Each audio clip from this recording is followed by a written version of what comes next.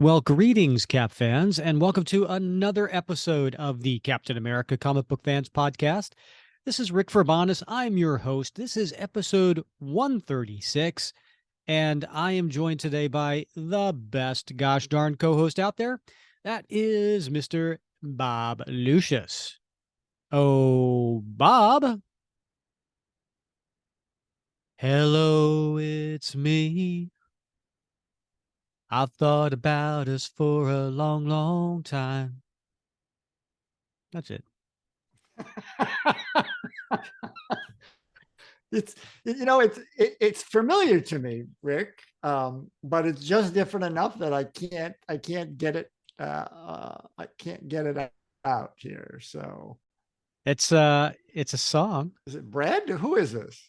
Okay. No, close time frame. It's Todd Rundgren. Todd Rundgren. Okay. Now, Todd Rundgren, you may know, probably some of his bigger hit. Well, "Hello, It's Me" was a hit for him, but it was actually the first song he ever wrote, and it was written in 1967. And it was released in October of '68 as a B-side for his band, a band called Nazz, Nazz. And so, but it was the first song he ever wrote. And he's probably well known for like songs like "I Want to Bang on My Drum All Day," um, "We Got to Get You a Woman," "I Saw the Light," "Can We Still Be Friends?" So anyway, he was, fairly popular in the '70s. And yeah, I got a funny story for "We Got to Get You a Woman" in a minute. But the I thought the song was appropriate, Bob. But why? Why was it appropriate, Bob? I have no idea. I'm hoping you'll tell me. Well, first of all, I get bonus points. It has the word "hello" in it. True But that. right, but it came out. It was released in October of 1968, which was just weeks before the comic we're Okay. covering today was Yeah. released. All right. Okay. Right. And what Yeah. comic are we covering today, Bob? Do you know? That would be, I think, Captain America 110. That's right. It did have a cover date of February of 1969, but it hit the shelves in November 5th of 1968. And this song came out just weeks before. And like I said, it had Mhm. a bonus points for me because it said "hello." But I also thought the lyrics that I picked were appropriate because it does mention, "I've thought about us for a long, long time." And so that will come up in the issue today, as Captain America's been thinking about someone for a long, long time. That drives it home right there, Rick. You have connected the dots beautifully again. Mm. Thank you, Bob. Thank All you so right. much. All right. It means a lot coming from you. I know it would. I knew it would. Yeah, so we're covering today Captain America 110, as you pointed out. And this is actually very exciting because it only took us 136 episodes to finally get to a Jim Steranko issue. Right. Yeah. I know. It has been a long time coming. Yeah. Um, Now, now Jim Steranko is beloved by many a Captain America fan, especially of a certain age. Uh, and listen, props to Jim. He was ahead of his time in a lot of his artistic stylings. And he, prior to doing Captain America 110, he had a pretty prolific career. Um, Starting in 19, just a couple years before, 1966, where he did like a year and a half of Strange Tales. yeah. And he Yeah. was doing the Nick Fury stories in Strange Tales, starting with 151. He was inking, and then he moved into artist, then he moved into Hmm. writer artist, and Yeah. he did that all the way through 168. 168. Yeah. Then he kicked off the new series, Nick Fury, Agent of Shield. Nick Yes. Fury became so popular, not just the World War II Nick Fury. This is the modern Nick Fury, Agent Yeah. of Shield, and so it had um, its own series, and he did issues 1, 2, 3, and then 5, which was focused on Scorpio. Hmm. And so he did those, and then he did 2 fill-in issues for X-Men, Yeah. 50 and 51. Yeah. And then he found his way over to Cap, and he did 3 issues of Cap, and then that was it. No more, no more Captain America. In fact, really no more comics. I mean, he only just did a handful of stuff after that. Yeah, Um, I mean, he's done a bunch of covers, and he did have two stories that he did. One in Tower of Shadows, and of course, my favorite one in Our Love Story number 5. mm-hmm. Yeah, Yeah, which yeah. I find to be his best work. Oh, do you? It's very romantic. Well, that makes sense for you. That totally makes Yeah, sense. I'm a feeler. What can I say? Mm. Yeah, you're right. He did do a bunch of covers, but as far as interiors, not so much. Right. So, and it's funny, when we did our Cap Madness bracket for favorite Captain America artist a few years ago, that was our first bracket. I got a little guff. I got a little, Yeah. I got a little feedback. People were mad at me for Phone not was having ringing off the Steranko. hook. Yeah, people It leaving was, messages and yeah, telegrams. a couple death threats. People driving by the house throwing tomatoes. Yeah. Yeah. It was and I had to explain. I was like, he only did 3 issues. You know, if I allowed every artist that did 3 issues of Captain America, we would have had, twice as many artists in the bracket. And who's got that kind of time? You got to set standards, Rick. You got to have, I mean, you got to have a cutoff. You got to have some guardrails someplace. Otherwise, it's a free for all. Cats living with dogs, Yeah, it's anarchy, Yeah. right? Right. So we Exactly. finally got to Steranko, and we're Yeah. very excited today to cover issue 110. You had thrown out, well, why don't we do all 3, 110, 111, 113? I was like, no, then we'd be done with Steranko. So we gotta milk this, right? Right. Exactly. Yeah. I like the way you put that so bluntly and honestly. So, Yeah. yeah. Good job. Hey, I have nipples. Can you milk me? Grab by the teat. Oh my goodness. Meet the Parents. What a great movie. Yeah.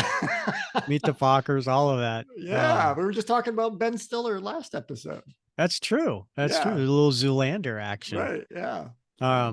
How's your week going, Bob? You doing all right? Yeah, it's been a pretty interesting week. So things are going well. No complaints. I had to head over to the mother-in-law's birthday party this weekend. That was a lot of fun.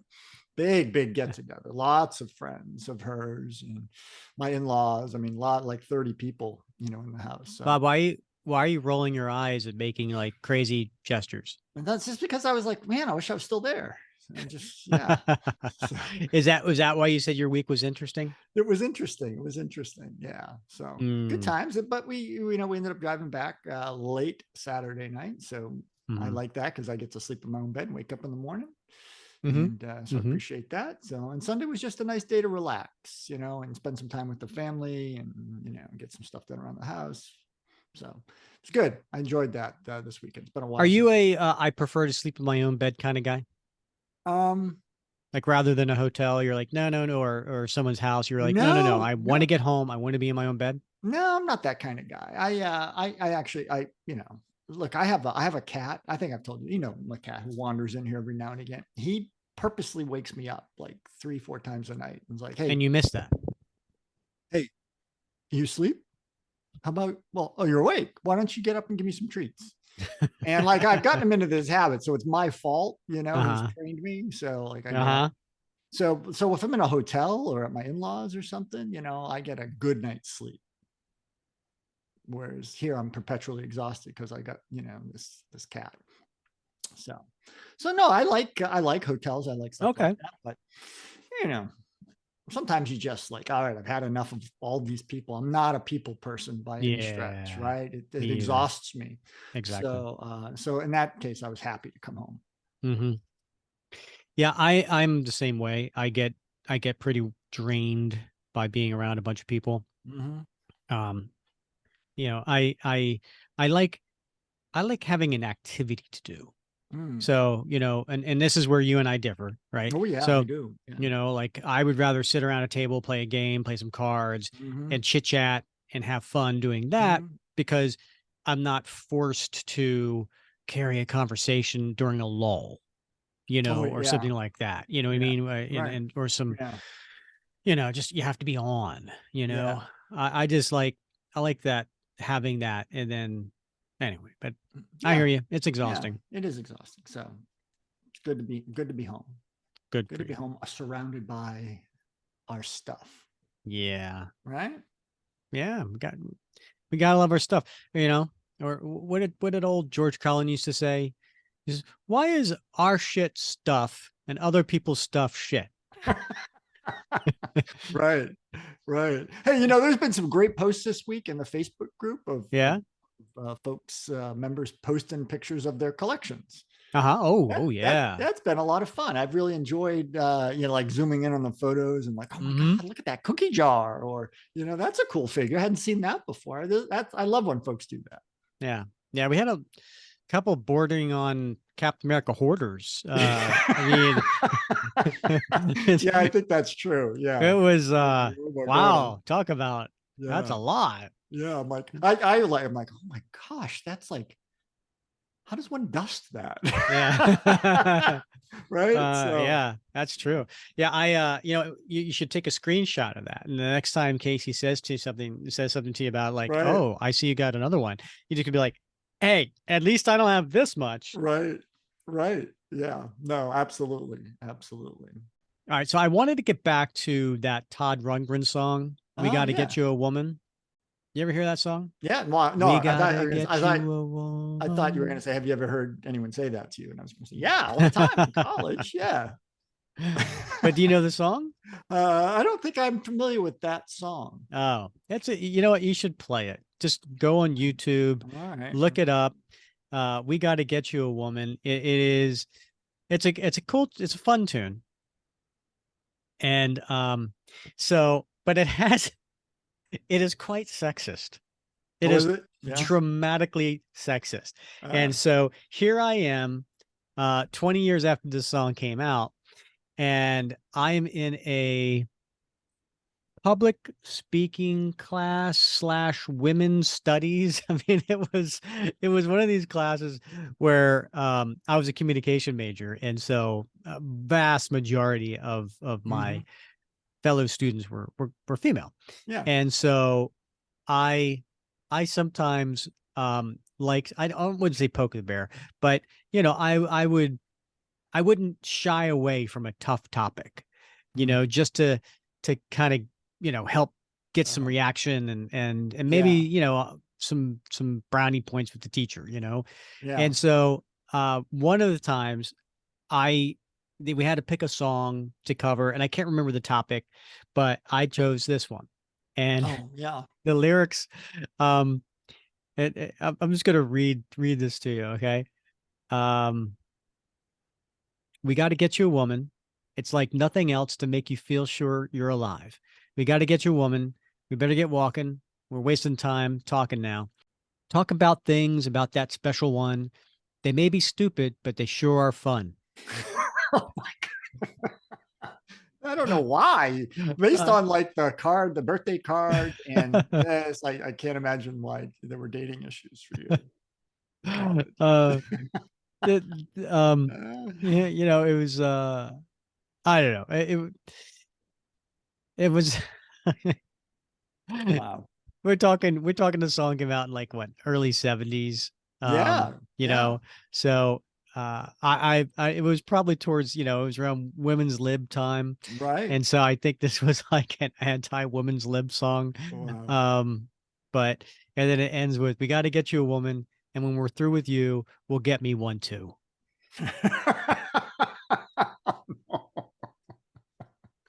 So this entire time he's talking to his uh, friend Leroy, yeah. Leroy. Yeah. and how he's, Yeah. we got to get you a woman, we're gonna walk around town, we're gonna find one for you, take a seat, it's my treat, you may never get this chance again. that empty feeling's just about to end. We got to get you a woman. And he just goes through the whole thing. Yeah. And at the very end, he goes, and we got to get me one too. So this is a short-term arrangement. Yeah, pretty much. Yeah. All right. I'm gonna have to listen to that one later. Yeah. Do you have my headphones tightly on my head? Yeah. Do you have any memories of songs like that that were just so embarrassing? I really don't, but I do remember I remember being like so obsessed with a particular song from I think it was 1975.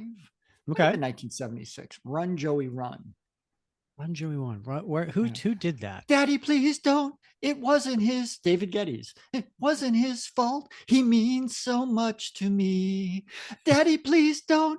We're gonna get married. Oh yeah. Yeah. Every night, the same old dream. I hate to close my eyes. Like, I still remember the words to that song, just like Jody Fry's.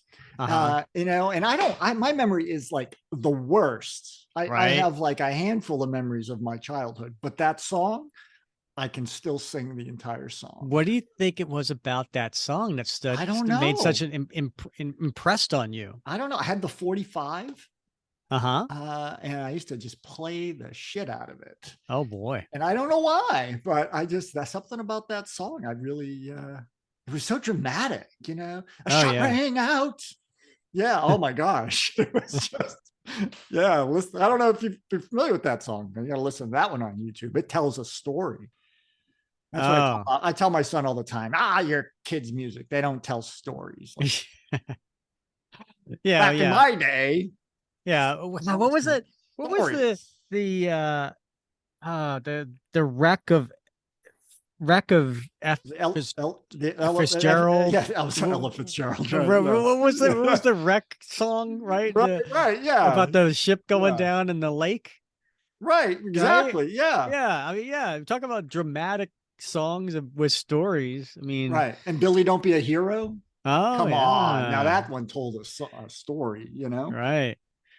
So my son listens to those. He's like, just shakes his head and walks out of the room, you know? Hey, listen, the 80s, they kept that spirit going. Madonna, Papa Don't Preach. Yes, right? Yeah. I mean, right? Stories in those songs. I'm going to keep the baby. She kept it, you know? Don't preach, Papa. Just help her out. Yeah, exactly. Yeah. Oh, Bob. So we got birthday. We got a birthday this week, Bob. All right. Who is it? Bill Everett. Bill Everett. Bill Everett, nice. Born May 18th, 1917. He passed away at a young age, actually, in 1973, at age of 55. But Bill Everett is a classic comic book writer and artist. Probably best known for creating Namor the Submariner. Indeed. He also co-created Daredevil. And so how is he related to Captain America, you may ask? I was going to ask you that. Well, I'll get to it, Bob. Okay. So back in, we did this when we were covering the Captain America of the 1950s, right? Mm-hmm. When Captain America came back, it was at Young Men. Number 26 or 24? I think it was Young Men 24. Yeah, he was doing the artwork for that for when because Submariner came back. So he was involved in that. So he worked on Young Men. He worked on Men's Adventures. Mm-hmm. Some of those, really classic stuff from the 50s as well. I mean, his work goes back into the 30s. But then he did actually ink a couple of Captain America issues that we covered here. And it was the two issues with Cap and Falcon going up against Spider-Man. Mm-hmm. Remember that? Yeah. Yeah. If you remember it, what were the issues? I don't know. It was 136, 137. Yeah. It was around there. Yeah. Yeah. Yeah. Specifically there. Those came out in 1971. Right. So happy birthday to Bill Everett. Yeah. All right, Bob. So getting to Captain America 110 today, do you want to take the listeners through the cover? Sure, Rick. I'd be happy to. So it's a really pretty fantastic cover. In the background, we see the Hulk, the Incredible Hulk, and he doesn't look happy. Rick, he's Does he grimacing ever? and he's angry, and his face and really his upper torso, his shoulders are in the shadows, right? So we only see really half his face in the light, and he has got a maniacal look on his face, of course, and he is coming through what appears to be the side of a building, and it's crumbling underneath the weight of his impact. And then at his feet, we see Bucky. Bucky Barnes. What? Yeah, I know, right? Bucky Barnes, and he's like running away from the Hulk, who is in pursuit. But in the foreground, we see Captain America. His back is to us, but he's crouched. He's got his shield in his right arm, and his left arm is out, as if he is preparing himself to intercede between Bucky and the Hulk. So what's going on here? It makes no sense. Okay, because we've seen some Bucky's on the cover before, because it's a flashback to World War II, but Hulk wasn't during World War II. What's going on here, Bob? It doesn't make any sense. It's bananas. It's BANANAS, bananas. Rick. That's true. Yeah. And the logo is a solid red Captain America logo, and then behind the Hulk is this yellow background that really stands out, the logo as well as the crumbling building. And it has a really cool corner box, right? It's the Jack Kirby holding the shield up, with his left hand, which is where the shield should be, by the way. And 12 cents, Bob, 12 cents gets you this comic back in 1968. Rick, I've been thinking about that whole left hand, right hand shield thing, because it came up recently. Somebody made a comment about that in the Facebook group, and it got me. I was laying in bed, because I had nothing better to do, and I'm just sort of looking at the seal and thinking about, yeah, of course his shield goes on his left hand because Cap is right-handed. But I'm like, is he? Or is he ambidextrous? I mean, is he equally functional from a combat perspective with both hands? Is this something that the super soldier serum, if not by nature, is it something that imbued him with this capacity? I don't know. That's a good question, Bob. I know I got up and I took some ibuprofen PM. Only us Cap fans but actually sit here and think about such things, right? And spend time talking about it. Yeah, he generally is drawn with the shield in his left hand. Yeah. I think, most drawings you see that. And I think that's on purpose. I don't think it's by accident. Really? I do think it's on purpose. It's almost like the red stripe is directly underneath the shield. I mean, the star on his chest, right? Like, yeah, like there should be a solid stripe underneath the star, and that should be red.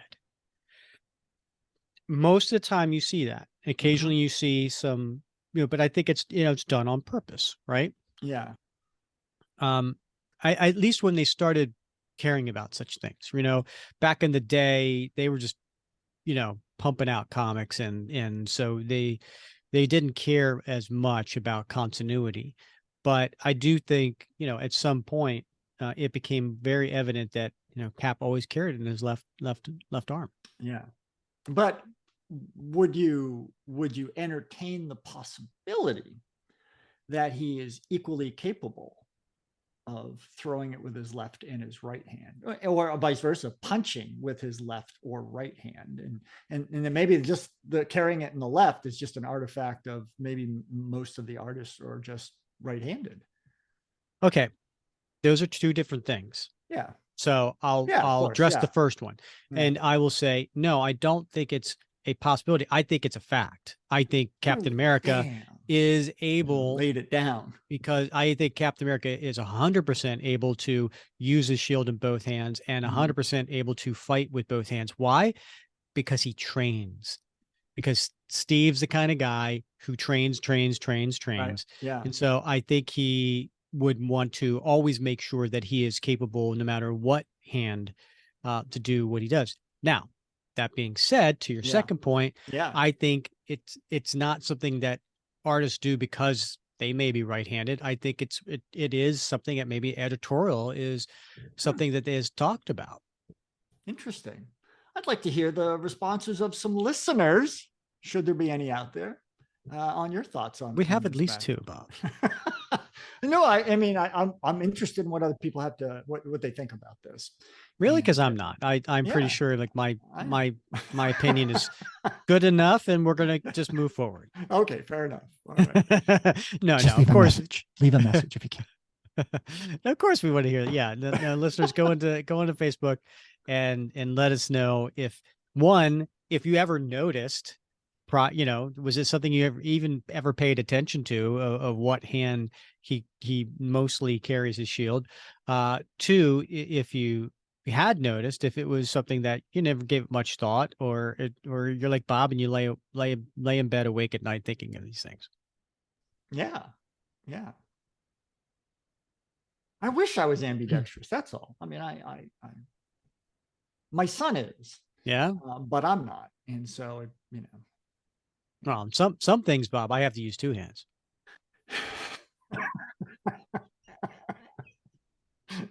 fair enough. We'll just leave it there. All right. So the creators for this book, the creators for this book, we talked about Jim Steranko. Now, he is not only known as the penciler on this book, and the artist on this book, but he is also known as the co-plotter.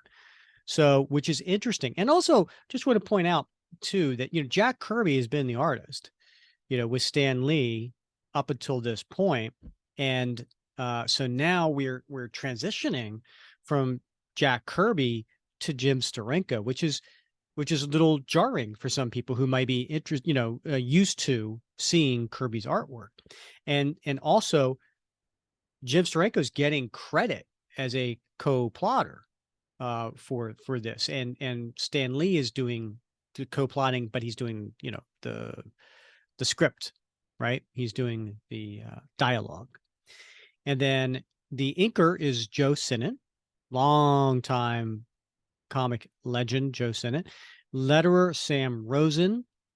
Oh, by the way, it's not listed here, but the colorist is also Jim Steranko, and Jim also colored the cover. So he penciled, inked, and colored the cover as well. That is actually a little uncommon.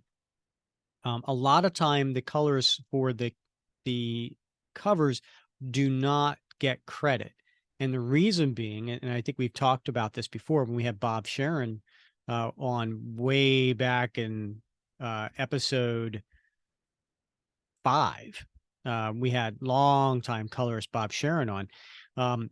The covers just usually someone in the bullpen colored them, because they were coming in quickly. It was one of the last things that had to get done before they went to press. And so usually somebody from the bullpen colored these and didn't often get credit. But it was interesting here. Jim Steranko did the coloring for the cover. That's interesting, right? All right, so let's get to the inside of this comic. Get to this beautiful artwork, okay? So we've got I'm going to describe this this page because it is probably, I was going to say 3/4, but it might be even more than that, splash page.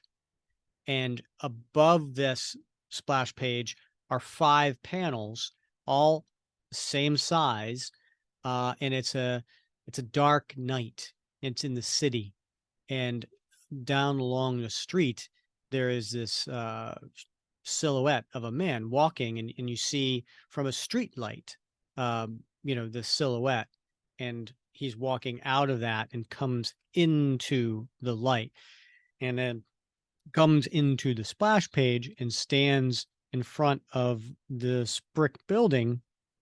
And on there is a gigantic poster of the face of Captain America. So I'll read the story of the panels that lead up to the splash. Slowly, falteringly, he walks through the night.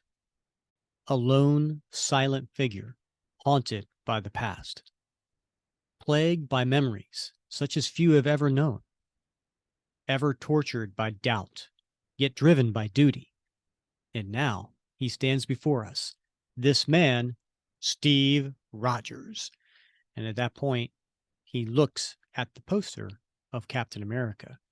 And then we cut to the splash, and Cap pulls out a cigarette and lights it. And he's wearing, and by the way, it's Steve Rogers, because he's got he looks to be in civilian identity, and he's got a trench coat wrapped around him tight. And it's a very stylistic, almost like a movie, right? Of this page of how this guy comes from off screen into the screen, looks at the poster, and stands in front of it and lights a cigarette. And then you see the smoke going. So it's very stylistic. And then the poster is tattered. And there's a benefit performance. And it is supposed to be Captain America in person. And it says at the top, Stan Lee - Steranko Association Unlimited present. And the title to this one is called, Bob, No Longer Alone. Yeah. And then and that's written on the, like somebody spray painted it on the side of the building here. And then Joe Sinnott, inker, was here. And then you have, as we get down below, lettered by Sam Rosen is like a newspaper of some sort. We turn the page and we see Cap looking very up close to the gigantic image of Cap's face, and he's standing there between the two eyes. And it reads, grimly, he faces the giant, weather-beaten poster. His lips reveal no sound, his eyes no emotion, save a deep, undying loneliness. At last, the solitary figure turns and walks away, his thoughts as gloomy as the misty night, until he hears. All right, I'm going to pause here before I turn. So what do you think of this so far, Bob? Well, I mean, as you pointed out, the art is very stylistic, and of course, it is revisiting this man out of time. He feels lost, alone. He's plagued by self-doubt, no doubt, over his inability to save Bucky, which has gnawed at him over the previous 9 issues of Captain America Volume 1. Not to mention all those tales of suspense, not to mention all those tales of suspense and Avengers. Yeah, so he's burdened by this, and I think Steranko has sort of captured that he's got this weight on his shoulders, and also him staring at his own face in the poster. Also is, I don't know, it's impactful, right? In the fact that it almost represents something. Like what is he trying to convey here? Is he and the fact that his face shows no expression, right? He doesn't show any reaction to it. Why is that, right? We leave it up to the reader to determine that. Like any good story, right, doesn't just throw it in your face. It allows for interpretation. And it's interesting. I guess my interpretation of this is that it's almost like Steve Rogers is staring in the face of Captain America, who's larger than life, and is larger than him, and it's almost like, he can't escape him because he's looming so large. Interesting. Yeah, I mean, we've had this discussion before that over the course of really many issues, he has this bifurcation, right, of his personality, the Steve Rogers and Captain America, and it's not till much later that he realizes he needs to unify that. And the other thing that stands out here is Steve Rogers is smoking. Yeah. And I personally don't recall seeing him do that previously, at least not since he's been out of the ice. Maybe he did it during the 40s or the 50s. He most certainly did. He always had a pipe, just as he has Well, a the pipe pipe, here. yeah, but smoking a cigarette, I don't recall seeing. This is a pipe. Is it? It is. No. It is. It is a pipe. Indubitably. Man. The way he cupped his hands in front of his face. It does look like a cigarette. Yeah. Right? Yeah. And also, haven't we seen Jim Steranko himself do this pose? Like, stand somewhere with a trench coat and pull out the sunglasses and pull out a cigarette and light it. When you've I have a lot of Steranko stuff, and I like to collect the books that he worked on for Marvel, the covers that he worked on. I have a collection of almost all of them except the X-Men books. And and I've looked at his work in pulp novels and in other comic series, and after a while you start to realize that he draws many characters to particularly the male protagonist to look like him. Mm-hmm. So the hair, just the clothing, the mannerisms, and so and then who is mimicking who, mm-hmm. right? So no.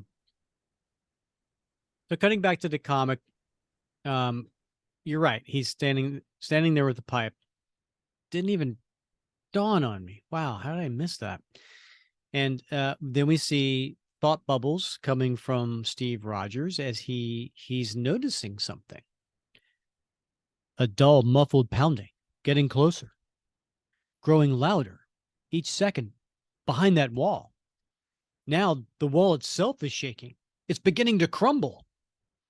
And he looks actually a little scared, which is unusual to see for Steve Rogers. 2 green hands smashing through. And sure enough, Bob, coming through this wall, 2 gigantic green hands breaking through. And it's a half-page splash, which is really cool. And then we cut to the next page. Steve finishes his sentence by saying, "It's the Hulk." And sure enough, we see a large green behemoth with torn purple pants, Bob. Gunfire. Someone's shooting at him. And then we see, looks like the military coming up to him. A couple soldiers, perhaps. Yeah. And they come up to him and, "Take cover, mister. Fast. This area's under martial law." There he goes. And then Steve ducks into the alley and he starts taking off his trench coat. Steve Rogers will take cover, all right. But Captain America won't. And he comes running out, and he's still got his trench coat in one fist. And then he comes running out, but he's got a shield on his right hand, Bob. He does. That's Steranko. He doesn't care. Yeah, he don't care. No. He probably did it on purpose. He might have. Yeah. And even as the Star-Spangled Avenger attempts to locate the swiftly lumbering green-skinned Titan, I'll say that 5 times fast. And how does he attempt to locate? Like, how do you not locate the Hulk? Right? Who the soldiers are firing on this guy who's busting through walls, and he's attempting to locate him. He's not a ninja. Well, he's swiftly lumbering, though. Apparently. Yeah. Soldiers all around me, bringing up big gun, trying to kill Hulk. Set the minimum range, maximum velocity. And he pull out this giant gun. Tell me that's not Kirby-esque. Yeah, that is very Kirby-esque, isn't it? I never used anything like that. All right, Bob, explain to me here, because we have this one guy Yeah. who's got some sort of insignia on his helmet, and he's holding a pistol, and he's pointing a finger, and he's barking an order, right? Yes. Set for minimum range, maximum velocity. And yet there's another guy with a different insignia on his helmet, and he says, at my command, prepare to fire. Who's in charge here? It's interesting, isn't it? Right. Yeah. Well, it looks like the first guy is set for minimum range, maximum velocity, has an oak leaf on his helmet. So it'd either be a major or a lieutenant colonel. And the captain's bars, the guy saying at my command, prepare to fire, clearly is lower ranking, but he is taking charge. He really is. And they all have different pistols. Yeah. Every one of them has a different pistol. Man, that has got to be hell on the logistics train. Yeah. How do you get parts? I need a new, Oh, never mind. And then we see Cap jumping over the rooftop of the building. And you're looking up from the lower alley into the night sky, and you see a silhouette of Cap jumping over. There he is on the street below, but I'll never reach him before fire. That. He's strong enough to shrug off any shell we could toss at him, but not even the Hulk could stand up to a concentrated blast of pure ionic energy. Bob, who fired the ionic cannons in your battalion? Yeah. That was a different unit, but yeah. Okay. Yeah. Cool to have them. Really nice to have. So Hulk is being tossed back by this powerful energy, and debris is flying everywhere. That's a cool panel right there. Yeah. Yeah. Is that going on a t-shirt for you, Bob? That looks good. That's like in motion, right? I mean, you see not just the Hulk in motion, but the debris in motion. He really captures that nicely. But even as Captain America swings down from the rooftops, another desperate figure hastens to the scene. And we see somebody coming down outdoor staircase, like the fire escape, stairs. No, they mustn't. They can't. I'm too late. It's all over. And then Cap comes up to that guy with the insignia, the first guy, right? Would you say he was a major or something? And he's got an oak leaf, major, lieutenant colonel. It really depends on the color, but what's an oak leaf? Oak leaf. Oh, oak leaf. Yeah. Oh, okay. Hold your fire. He may still be alive. Regroup your men and fall back. Don't just stand there, mister. You can check out my authority by contacting S.H.I.E.L.D. Yes, sir. We've been searching for him for months, hoping to find him, to help him, before something like this could happen. He doesn't mean to cause harm, but they never stop hounding him. And there he is. He's coming up on the Hulk, who is laying in a pile of rubble with smoke coming up from the debris. And Cap has his shield in his right hand. And then from up top of that fire escape, remember that figure we saw before? Yeah. Cap, it's me, Rick Jones. Don't go near him. Stay away. If he is alive, he'll wake up uncontrollable. And Cap looks up. Rick Jones, the only friend the Hulk ever had, the only one he ever trusted. Now, Rick Jones. Let's take a look at Rick Jones. Now, Rick Jones has been around since 1962, I want to say. Incredible Hulk #1. Yeah, right. Incredible Hulk #1, which came out in 1962. And he'd been around not only in a lot of Hulk stuff, but actually he was in, I think, the first 18 issues, I want to say, of the Avengers. Right. So he is Captain America knows exactly who he is. Right. Because he, again, was with the Avengers, or appeared in the comic, the Avengers, for the first 18 issues. And then Rick Jones, continued in Tales to Astonish, which was all the Hulk stories. And then that leads us up to here. And then just like Tales of Suspense, became Iron Man and Captain America, Tales to Astonish, Incredible Hulk got his own series. Yeah. And just like Cap, he continued from Tales to Astonish 100, and then we have like Incredible Hulk 101, right? Yeah. So, and 103 just came out, like the previous. Oh God, when did that come out? It wasn't a monthly book back then. So 103 came out maybe half a year before this issue. So, I think throwing Hulk on the cover maybe helped sales. Yeah. Because he hadn't been seen in a while. Yeah. And, he certainly was a popular character. Yeah. Now, Rick was like the founder of, what was it, like the Teen Brigade or something, which was like a group of teens who had ham radios that, in fact, they helped lead to the formation of the Avengers, right? Yeah. Now that's interesting because, the Cap Network, it was sort of another version of that original Teen Brigade, founded by Rick Jones. Yeah. Nothing new under the sun. And then, just then, we see the Hulk is alive and he is waking up, and his hand starts to crunch at the pavement. And then he stands up. Hulk lives. Men will never try to kill me again. And he picks up the debris and holds it over his head to throw it. Gotta stop him somehow. And Cap throws his shield at the debris that was in the Hulk's hands and knocks it out of his hands. Hulk, listen, I want to help you. And he goes running towards the Hulk, but Hulk grabs him by the wrists, both wrists. Nobody helps the Hulk. And Rick comes over to save, because, he could just snap Cap in two at this point. He's got him at his mercy. No, Hulk. No, he's a friend. Can't you remember? But Cap's not helpless.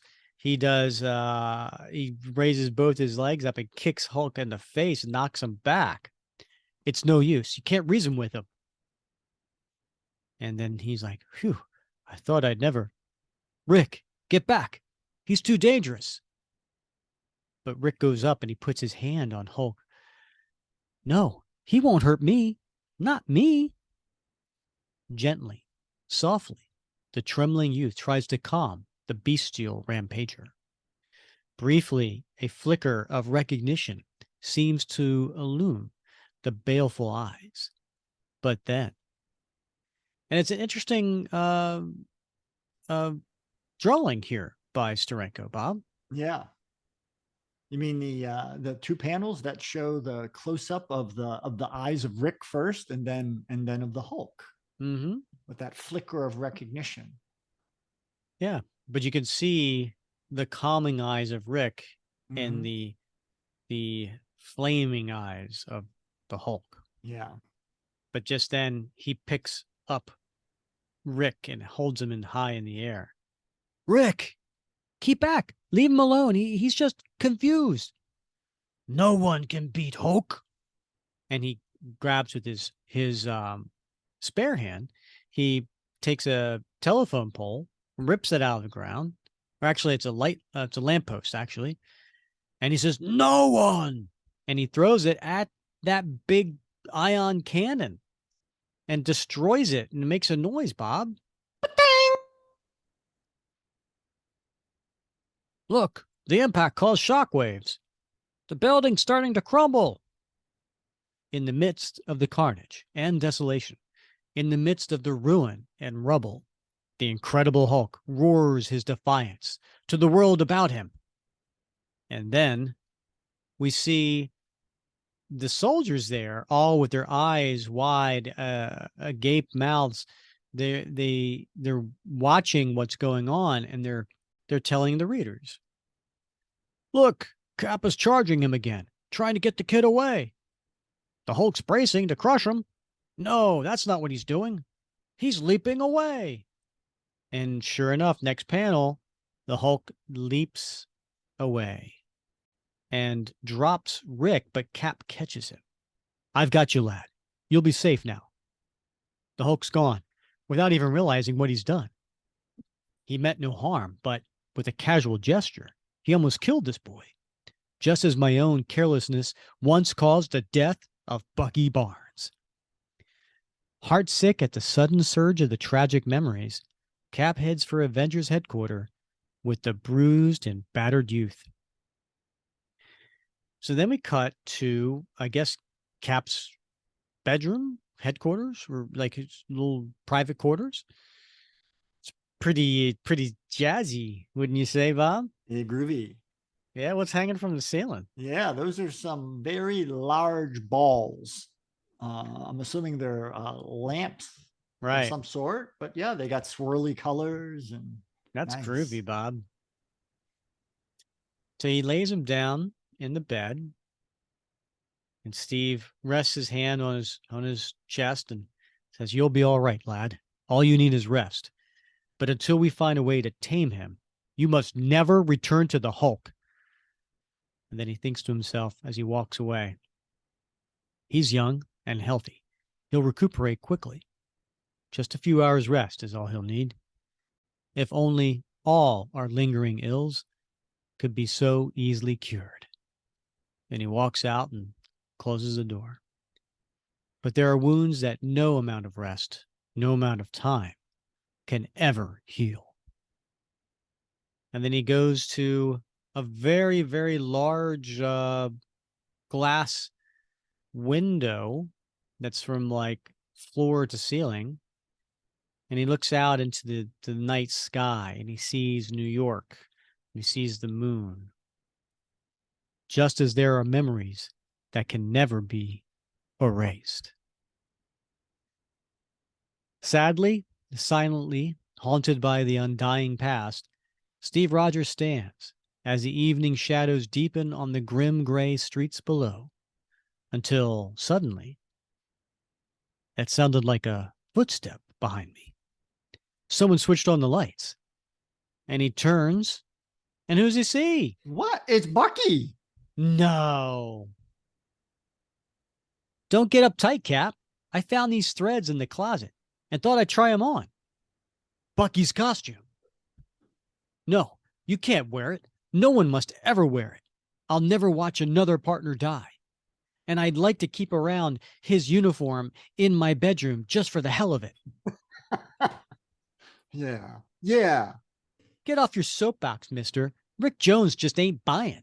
And he slaps his hand away. If I'm not good enough to fill Bucky's boots, say so. But spare me the Hamlet bit. Sooner or later, everybody loses somebody. You're not the only one who's had it tough. Maybe I ain't a big muscle-bound superhero, but if I was, I'd give another guy a chance.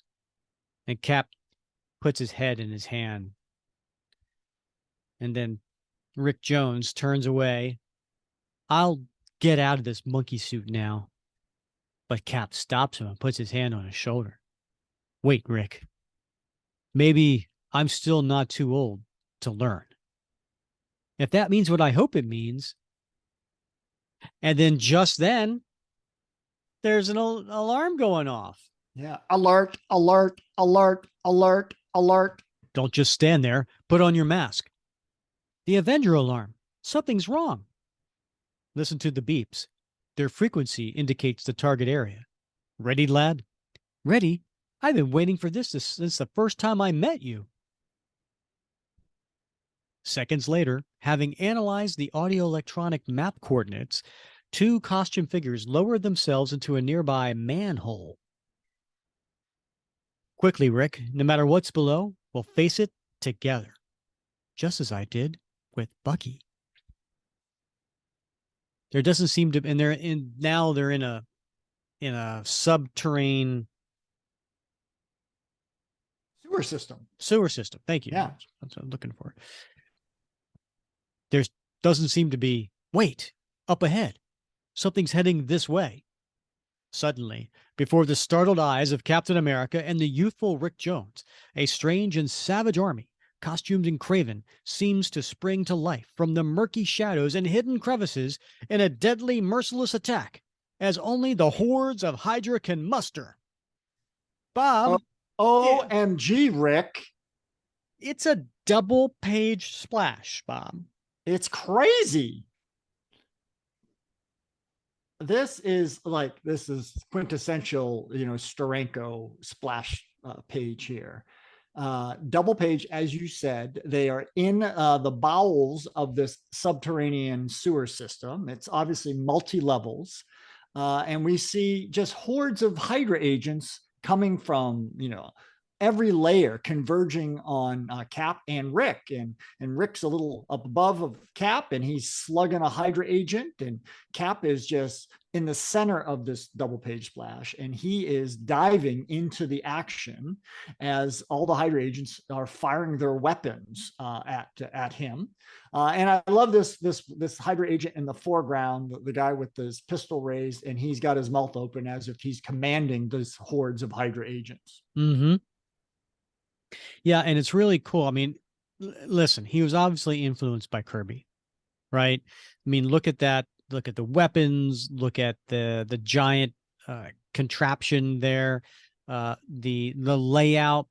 It the detail really screams Jack Kirby, but he has his own flair, obviously, right? Jim Steranko has his own style, and it's really cool. And the other thing too, and I don't know, Bob, how long this has been around, but the fire that is coming out of the guns that are shooting have that little like a almost like a flame on the top of a candle. You know how it's like it's got like a little base to it, and then it gets thinner as it gets to the top.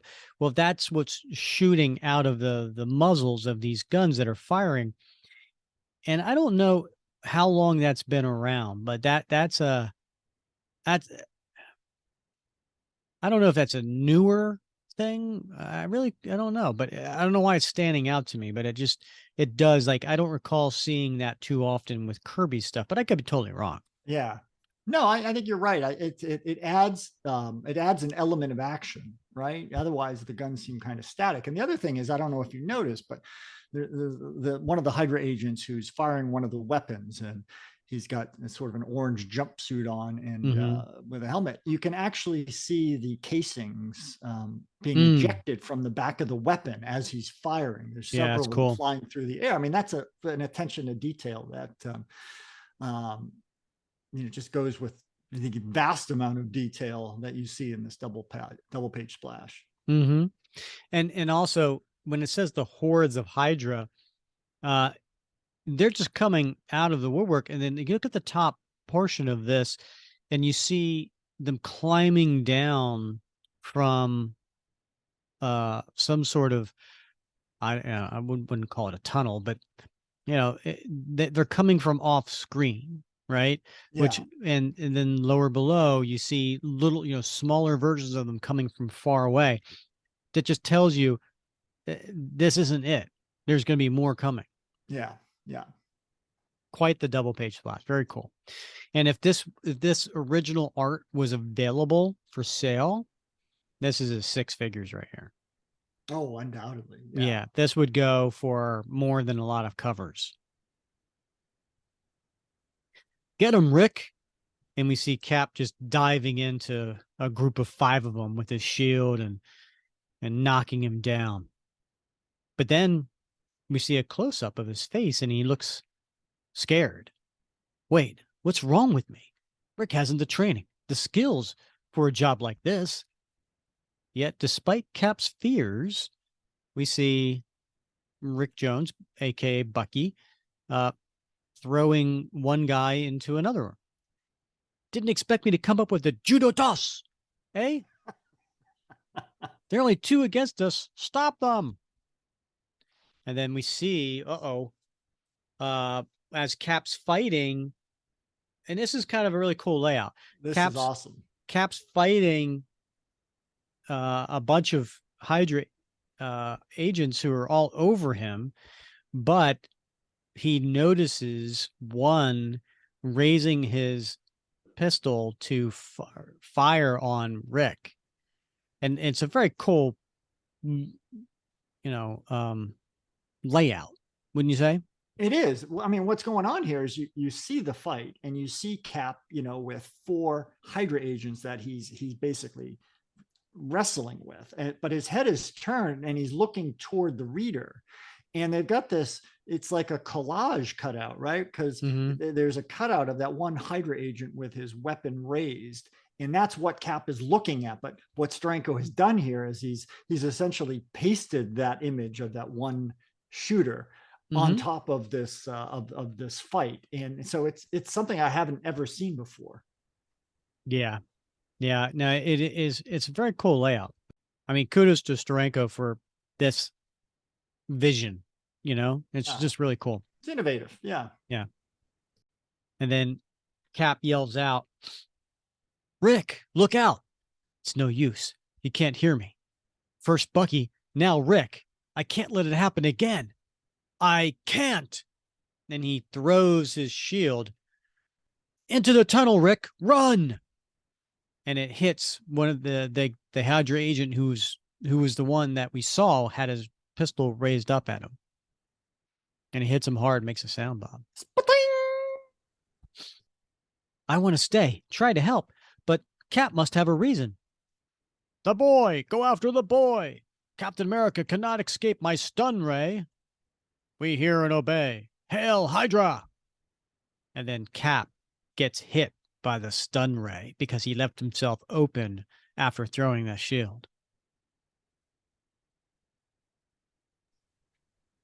Zat. "Hail Hydra! Immortal Hydra! We shall never be destroyed. Cut off a limb, and 2 more shall take its place." And these are the 2 Hydra agents that are holding a unconscious Captain America. But we are seeing, what are we looking at here, Bob? Oh my! In this panel, this is someone I haven't seen before. These are female legs with high boots, and it's in the green of the Hydra. We only see it from the top of the knee down. But I bet it goes all the way up. Well, let's go to the next panel. And there we have a woman. And Bob, how would you describe her? So it is a woman, Rick, and she is a Caucasian woman with a long black hair, and the hair is covering half of her face.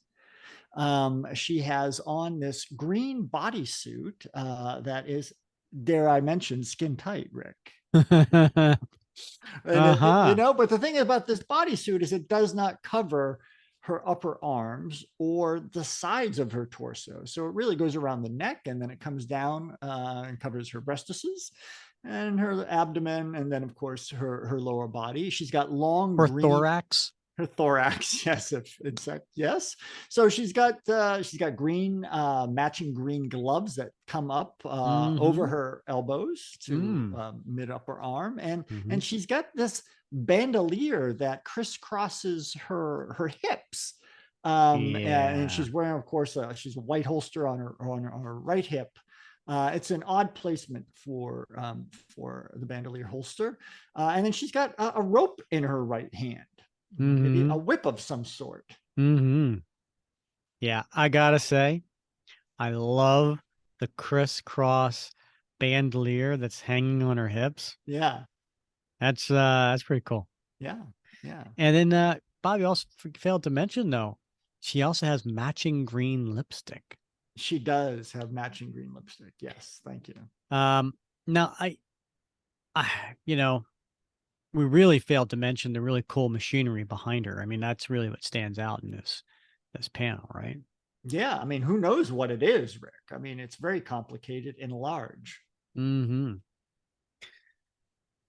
"We serve none but the master. as the world shall soon serve us. Speak, Madame Hydra. We wait your command. No one must interfere with our supreme strategy, the complete contamination of the city's water supply. Therefore, destroy him. Quickly, for he begins to revive. And then coming out of nowhere is this Hydra agent that's got this machinery on his upper torso. What the heck's that, Bob? It looks like some sort of exoskeleton armor or something. Mm-hmm. Reviving cannot help him, not while I wear a Hydra power vest.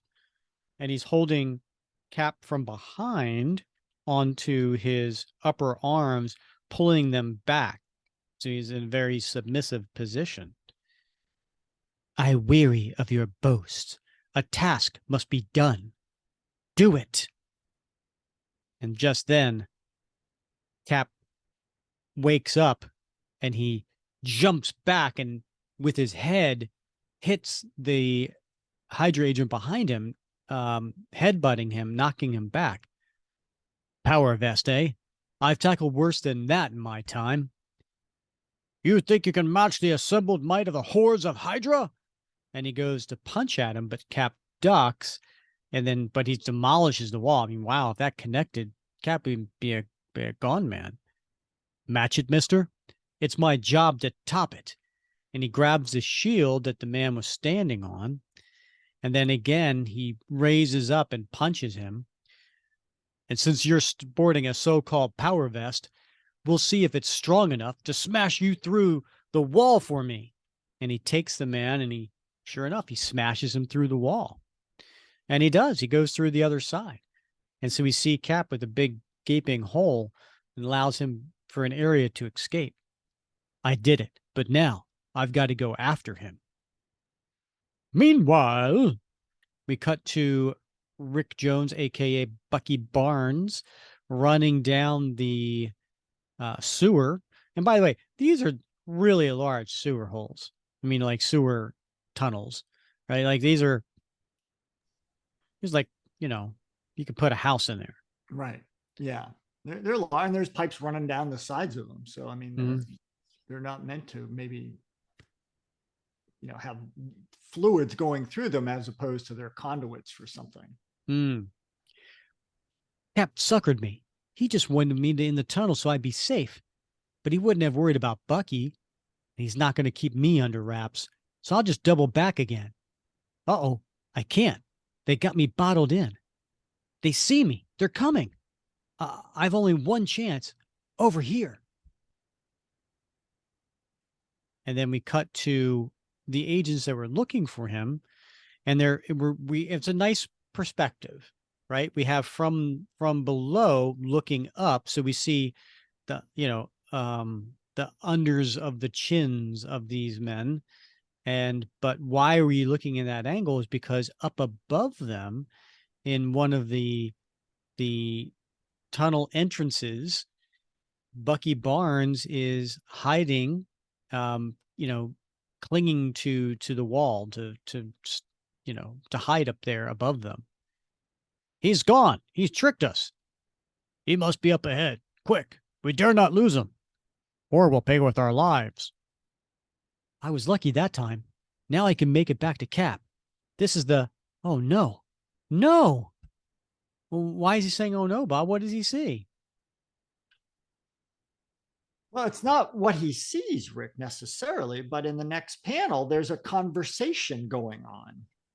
And one of the Hydra agents with the power vest is holding Cap's shield. And he says, Captain America is dead. Never again will he mock my power vest. I claim his shield. And Madame Hydra says, it is yours. Now on with the task at hand. And Bucky sees that. It's my fault. They got him because he was worried about me. But I'll make it up to you, Cap. And then he yells out, I'll get him for you, no matter what. And then just then, Cap. It was what? It was Cap holding the shield. He was pretending to be the Hydra agent with the power vest. Tricky. Rick, don't stay back. It's me, boy. I'm alive. Don't run into them. Rick. Ha! You almost had us fooled, but your stupid concern for another's welfare gave you away. Attack of the hyphen. It's for another's welfare gave you away. That too. Yeah. At least I turned them from Rick. But now I'm done for unless I can stop them. And then Madame Hydra, she points and yells, even though he's outnumbered, you're no match for his fighting skill. Quickly, employ your flame bazookas. Bob, did you have flame bazookas in your battalion? You know, they have really fallen out of favor Oh, in yeah? modern age. Yeah, yeah, flame bazookas. We're too late. He shuttered the water pressure pipes with his accursed shield. We're too close to escape. We'll be washed away. Cap did his part. There's still a chance for me to prove myself if I can stop their leader. And then Bucky goes up to Madame Hydra, but she uses the whip and whips him and entraps him with it. You thought a witless juvenile could stop Madame Hydra?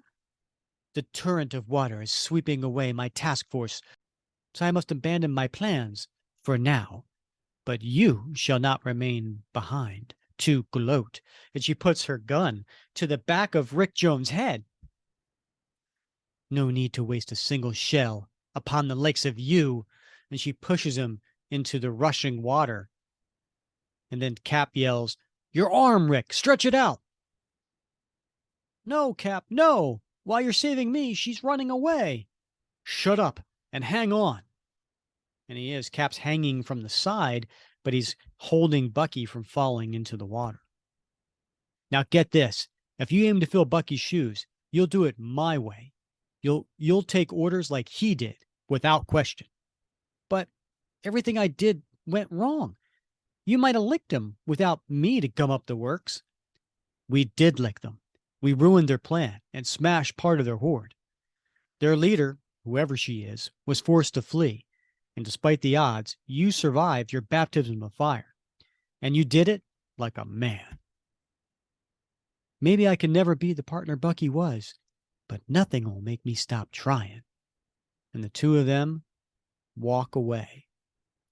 And I can't help but notice there's a sign there. Caution, danger ahead. Is that foreboding, Bob? It is foreboding. Wrapped in a silence more meaningful than words, two weary figures slowly melt into the rain-swept shadows of the gathering dawn. And who are we to say whether a legend has died or is just a borning? I don't know what that word means. A borning. You A don't. borning. That's a twist of. Yeah, I mean, I kind of get what it means, Yeah, but I've yeah. never heard it before. A borning. Huh. Wow. It's a good question. The end, Bob. Yeah. What'd you think?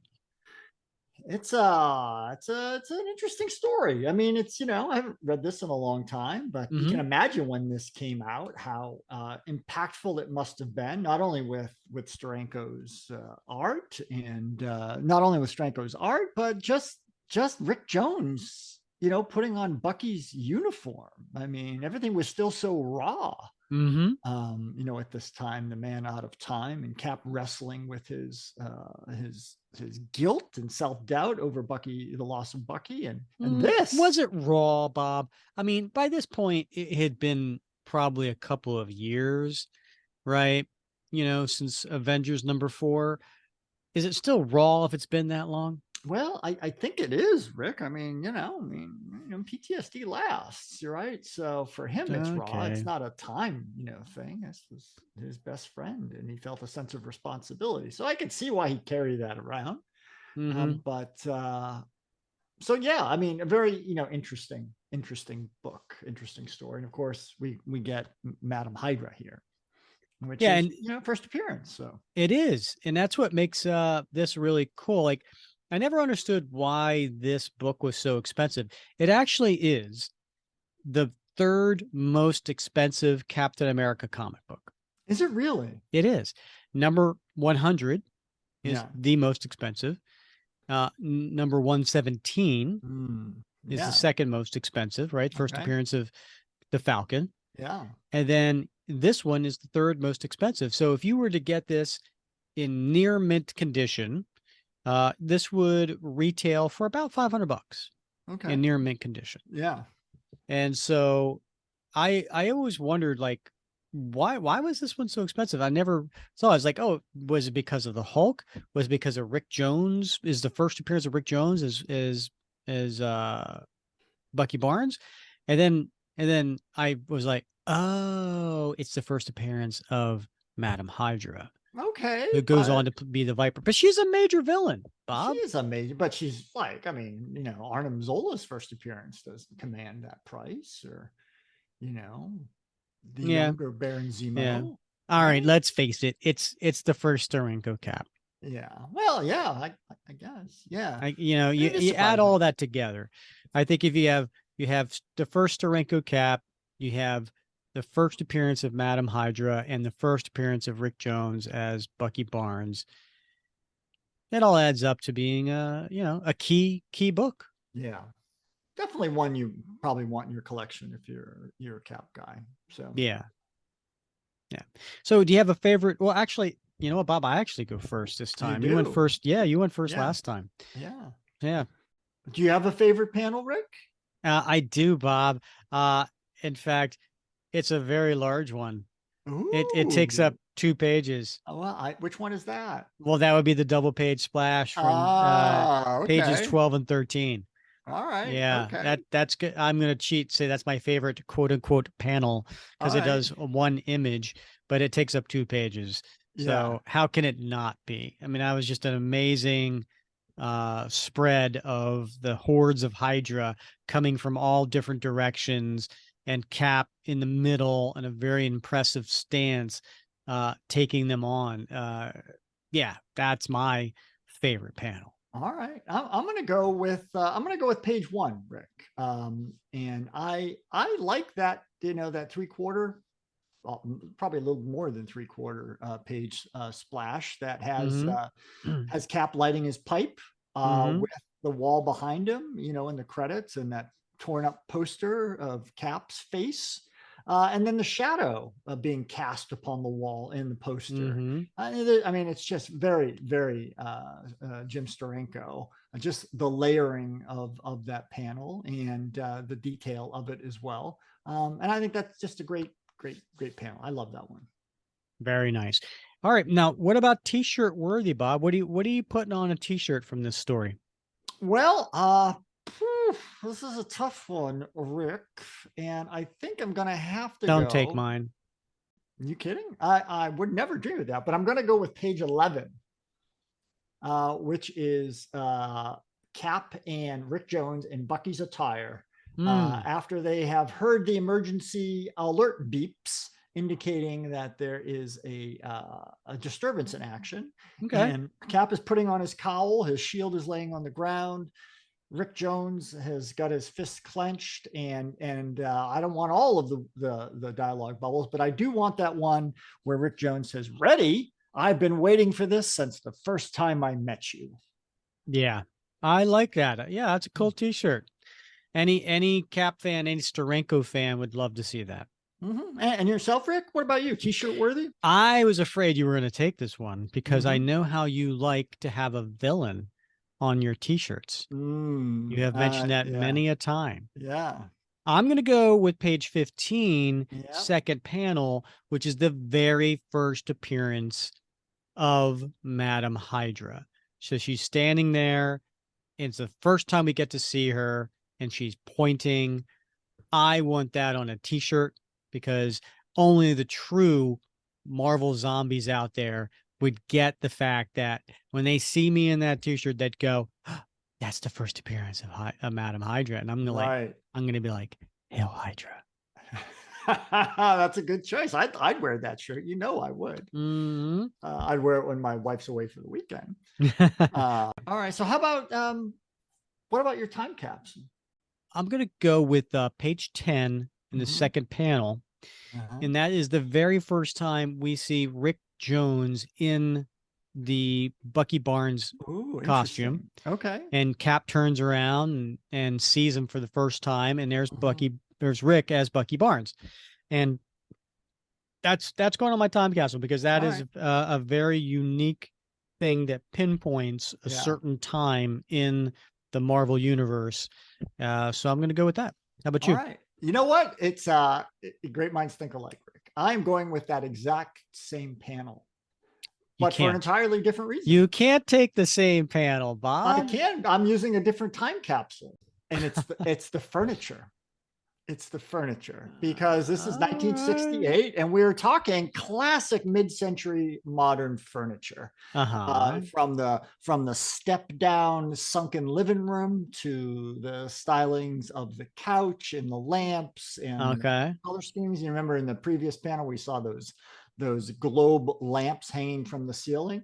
It's very evocative of the mid to late 1960s, early 1970s, and sort of the fashion of home decor. It's something we see, you may remember those movies like the Flint movies with James Coburn, and that series.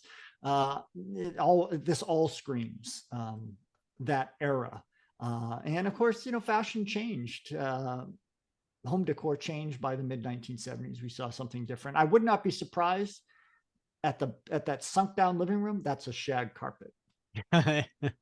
Shag, baby. Yeah. Right. So I love that. I love it. And you see this also in like the Nick Fury Agent of S.H.I.E.L.D. comics, particularly the ones that Steranko drew. When you see Nick Fury's apartment has the same look and feel as this living quarters in the Avengers mansion that Cap is occupying. Do you think that was Jim Steranko's apartment? That's what it looked like. I wouldn't be surprised. Yeah. So speaking of that, Madame Hydra, she has a very distinct look, right? And where she has, and half her face is always covered by hair. Now, at some point later on in comics, I remember seeing that the reason she did that because her face was scarred, and they pulled back the hair. She revealed that she was scarred there. But then later on, she wasn't scarred. She had a very pretty face. And so I guess some sort of cosmetic, surgery was done or whatever. So where did Jim Steranko get his design for Madame Hydra? Some people speculate that it was based on Madame Spectra, which was in the James Bond comic strip. So there was this villainess who looked very much like that, and that was that came out before this. So that some people speculate that. Some say it was from this movie.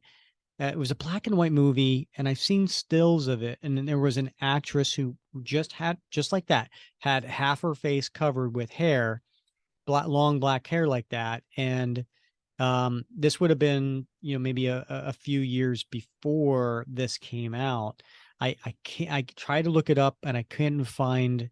If anybody listeners know this movie and they want to put it in the Facebook group, maybe even a still shot, that would be even better. But some people speculate it came from that as well. So whatever it is, it's a cool look. It's a very distinctive look, and it's part of the appeal of Madame Hydra. I don't know what you mean by that, but yes, it's a very interesting villain, and she gets used quite a bit for a while. And so I hope we get a chance to revisit her in perhaps some of the later Steranko issues. Yeah, me too. And we certainly she's a reoccurring villain for Captain America, and maybe Bob, back in episode 9, she made our top 10 villains list, not named Red Skull. All right, I'm going to tell you she did, but where did she rank? You'll have to go listen to episode 9 to see where she ranked and why she ranked where she did. So, speaking of other episodes, Bob, next episode, we are going to jump from 1969 to 1981. We are going to visit Captain America 259.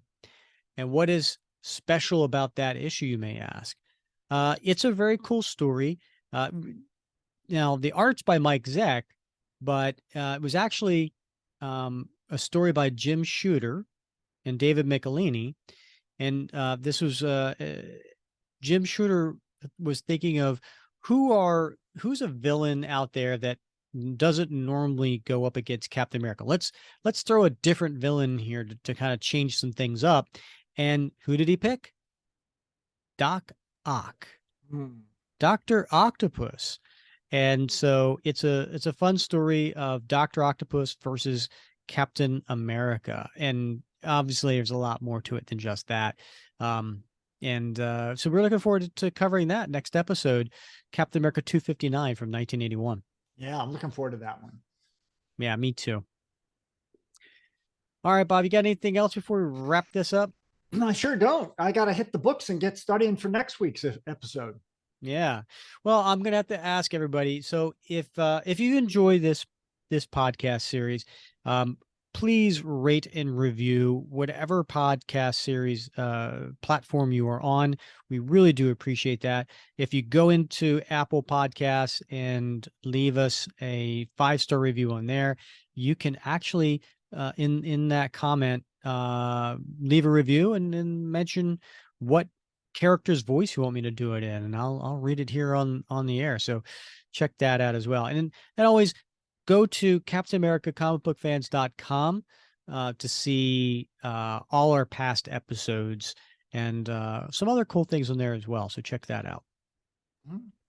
Indeed. And Rick, if you've got a comment about Cap wearing his shield on his left or his right or both and why that might be, leave a comment about that as well. Yeah, in the Facebook group. Yeah, definitely do that. All right, Bob, as always, it's been fun wrapping Cap with you. Same. Can't wait till next week. All right, he's Bob Lucius. I'm Rick Verbanis, and you have been listening to another episode of the Captain America Comic Book Fans Podcast.